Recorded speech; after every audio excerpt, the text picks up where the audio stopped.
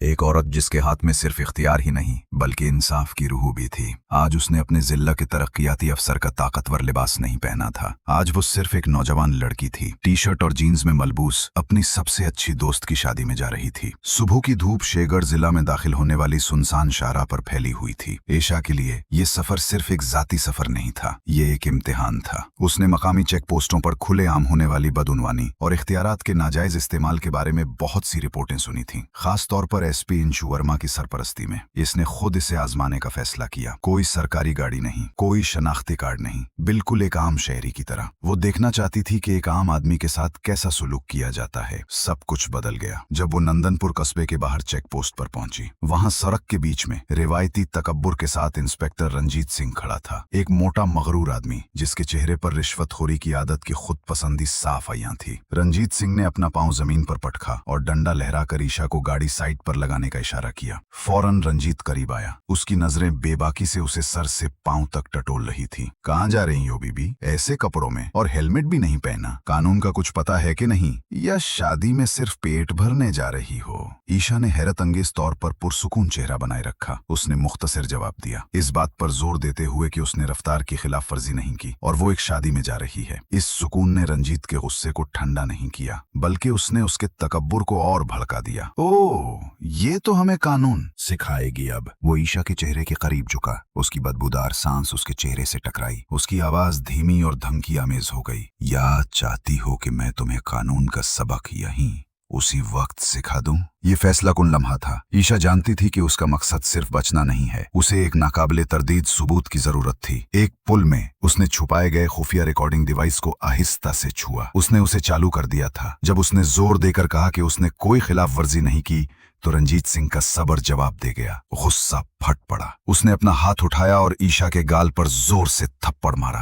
वो थप्पड़ सिर्फ उसके चेहरे पर नहीं था, वो एक ईमानदार सरकारी मुलाजिम के निजाम पर एतमाद पर था। रंजीत के मातहत हंसने लगे। एक और सिपाही आगे बढ़ा। उसने उसके बाल जोर से खींचे और उसे जमीन पर घसीटा, जबकि एक दूसरे ने उसकी मोटरसाइकिल पर डंडे बरसाए। उन्होंने उसे जलील किया और वो एक लफ्ज भी न बोली। ईशा सिंह खौफ से खामोश नहीं थी, वो खामोश थी ताकि दुनिया उनके जराइम को सुन सके। वो चाहती थी कि आसमान उस गंदगी को रिकॉर्ड कर ले। ईशा को बेदर्दी से हथकड़ी लगाई गई। हथकड़ी की आवाज और रंजीत का गराना। ईशा को पुलिस स्टेशन ले जाया गया। अब असल खेल शुरू होना था। इस खौफनाक थप्पड़ के बाद ईशा शर्मा को पुलिस स्टेशन में घसीट कर लाया गया। उसके गाल पर सूजन और धूल से भरी कमीज इख्तियारात के नाजायज इस्तेमाल का सबसे बड़ा सबूत थी। लेकिन पुलिस स्टेशन के अंदर भी हालात और बदतर हो गए। इंस्पेक्टर रंजीत सिंह अपनी मेज पर बैठा और हिकारत से मुस्कुराया। उसके लिए ये सिर्फ एक आम चालान का मामला नहीं था, ये इस जिद्दी लड़की की हिम्मत को तोड़ने का एक मौका था जिसने उसके इख्तियार को चैलेंज किया था।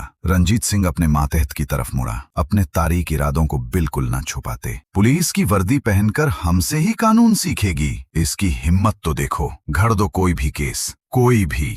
ओवर स्पीडिंग, सरकारी काम में मुदाखलत, या सीधा 420 का केस बना दो, धोखाधड़ी और ब्लैकमेलिंग का, ताकि केस वजनी लगे। वो जोर से हंसा और पुरानी फाइलों के ढेर पर ताली बजाई। इस थाने में सबूत लाए नहीं जाते, बनाए जाते हैं। ईशा वहीं खड़ी सब कुछ देख रही थी। उसने हर लफ्ज साफ सुना और खुफिया रिकॉर्डिंग डिवाइस पूरी ताकत से काम कर रहा था। वो समझ गई कि इसकी खामोशी न सिर्फ रंजीत के जाती जुर्म का सबूत इकट्ठा करने में मदद कर रही है, बल्कि पूरे थाने की मिलीभुगत और मुनज़्ज़म बदउनवानी का भी। अगर वो अभी अपनी शनाख्त जाहिर कर देती तो रंजीत मुअत्तल हो जाता, लेकिन पूरा सिस्टम बच जाता। उसने आखिर तक जाने का फैसला किया। ईशा को एक तारीख बदबूदार हवालात में धकेल दिया गया। वहां पहले से ही 2 और कैदी मौजूद थे। वो आहिस्ता से एक कोने में बैठ गई। उसकी आंखें अब भी तेज और हर चीज का जायजा ले रही थीं। गंदी दीवारें, फर्श पर खराशों के निशान, कैद दूसरे लोगों के खौफजदा चेहरे। उसने उन लोगों की बेबसी देखी जिनकी कोई आवाज नहीं थी, जो उसकी तरह मुकाबला नहीं कर सकते थे। इसी दौरान दफ्तर में उम्मीद की एक करन चमकी। इंस्पेक्टर आकाश गुप्ता, थाने का एक नायाब ईमानदार अफसर, परेशान होने लगा। उसने थप्पड़ की आवाज सुनी थी और देखा था कि रंजीत कैसे जल्दी में झूठे इल्जामात घड़ रहा था। सर, ये ठीक नहीं लग रहा, हमारे पास कोई सबूत भी नहीं है। तो इतने सवाल क्यों पूछ रहा है? जैसा मैं कहता हूँ वैसा कर, बस कागज पर लिख दे, हो गया काम। क्या तू मेरे खिलाफ जाएगा? आकाश पीछे हट गया, लेकिन शक का बीज बोया जा चुका था। उसने छुपकर एक फोन कॉल की। रंजीत को नहीं, बल्कि एक आला अफसर को। उसने मुतासिरा की शनाख्त जाहिर करने की हिम्मत नहीं की, लेकिन एक शहरी को गैर कानूनी तौर पर हिरासत में रखने और इख्तियारात के संगीन गलत इस्तेमाल की इत्तला दी। आखिरकार बाहर से मुदाखलत आ ही गई। एक बड़ी सरकारी गाड़ी थाने के बाहर तेजी से रुकी। कमिश्नर सुनील जेसन गुस्से में भरा, संजीदा चेहरा लिए गाड़ी से उतरे। वो इसलिए नहीं आए थे कि वो जानते थे कि एशा एसडीओ है, बल्कि मीडिया के बुहरान और बेकाबू इख्तियारात के नाजायज इस्तेमाल के खौफ से आए थे। इस दूसरे हिस्से में दबा हुआ तनाव आखिरकार अपनी हद को पहुंच गया। एशा शर्मा ने अंधेरे में सर्द मुस्कुराहट दी। वो जानती थी कि अब पत्ते खोलने का वक्त आ गया है। थाने का दरवाजा तेजी से खुला और कमिश्नर सुनील जेसन नाखुशगवार चेहरे के साथ अंदर दाखिल हुए। उनकी आमद ने एक छोटा सा जलजला तो पैदा किया, लेकिन ये उस बड़े जलजले के मुकाबले में कुछ भी नहीं था जो आने वाला था। रंजीत सिंह ने अपने फितरी तकब्बुर के साथ जल्दी से अपने जराइम पर पर्दा डालने की कोशिश की। कमिश्नर जेसन ने उन जाली कागजात को घूर कर देखा और फिर खामोशी से खड़ी उस लड़की को देखा। वो जान गए थे कि कुछ गड़बड़ है। उन्होंने रंजीत से वजाहत तलब की, लेकिन वो लालची इंस्पेक्टर एक फसादी शहरी के बारे में सिर्फ एक कमजोर सी वजाहत ही दे पाया। आखिरकार कमिश्नर ने खुद उससे बात करने का फैसला किया। लड़की,